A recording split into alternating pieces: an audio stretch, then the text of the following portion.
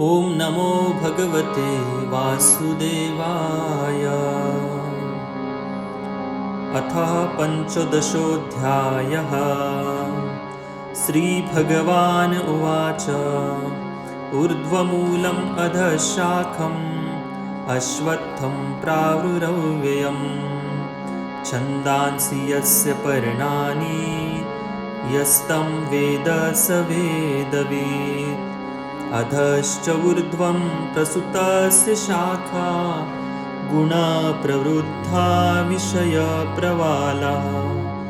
अधश्च मूलान्यनुसन्ततानि कर्मानुबन्धीनि मनुष्यलोके। न रूपमस्येह तथोपलभ्यते नान्तो न चादिर्न च सम्प्रतिष्ठा। अश्वत्थमेनं सुविरूढमूलम् असङ्गशस्त्रेण दृढेन छित्त्वा। ततः पदं तत्परिमार्गितव्यं यस्मिन् गता न निवर्तन्ति भूयः। तमेव चाद्यं पुरुषं प्रपद्ये यता प्रवृत्तिः प्रसुता पुराणी। निर्माणमोहा जितसङ्गदोषा अध्यात्मनित्या विनिवृत्तकामः।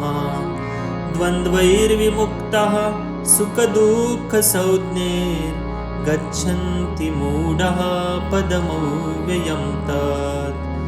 न तद्भासयते सूर्यो न स शाङ्को न पावकः।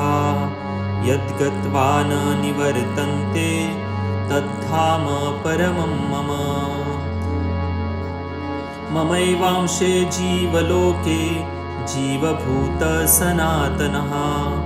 मनः षष्ठानि इन्द्रियाणि प्रकृतिस्थानि कर्षति। शरीरं यदवाप्नोति यच्चाप्युत्क्रामतीश्वरः। गृहीत्वैतानि संयाति वायुर्गन्धानि वाशयात्। श्रोत्रं चक्षुस्पर्शनं च रसनं घ्राणमेव च अधिष्ठाय मनश्चायं विषयानुपसेवते। उत्क्रामन्तं स्थितं वापि भुञ्जानं वा गुणान्वितं। विमूढानानुपश्यन्ति पश्यन्ति ज्ञानचक्षुषः। यतन्तो योगिनश्चैनं पश्यन्त्यात्मान्यवस्थितं। यतन्तोऽप्यकृतात्मानो नैनं पश्यन्ति चेतसः। यदादित्यगतं तेजो जगद्भासयतेऽखिलं। यच्चन्द्रमसि यच्चाग्नो तत्तेजो विद्धि मामकम्। गामाविश्य च भूतानि धारयाम्याहमोजसा। पुष्पाणि चौषधी सर्वाः सोमो भूत्वा रसात्मकः। अहं वैश्वानरो भूत्वा प्राणिनां देहमाश्रितः। प्राणापानसमायुक्तः पचाम्यन्नं चतुर्विधम्। सर्वस्य चाहं हृदि सन्निविष्टो मत्ता स्मृतिर्ज्ञान अपोहनं च। वेदेश सर्वैरहमेव वेद्यो वेदान्तकृद्वेदविदेव चाहम्। द्वाविमौ पुरुषौ लोके क्षरश्चाक्षर एव च। क्षरः सर्वाणि भूतानि कूटस्थोऽक्षर उच्यते। उत्तमः पुरुषोऽस्त्वन्यः परमात्मेत्युदावृतः। यो लोकत्रयमाविश्य बिभर्त्यव्यय ईश्वरः।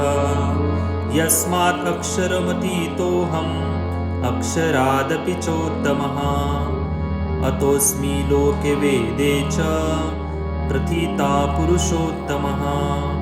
यो मामेव सम्मूढो जानाति पुरुषोत्तमं स सर्वविद् भजति मां सर्वभावेन भारत। इति गुह्यतमं शास्त्रम् इदम् उक्तं मया नघ एतद् बुद्ध्वा बुद्धिमान् स्यात् कृतकृत्यश्च भारत।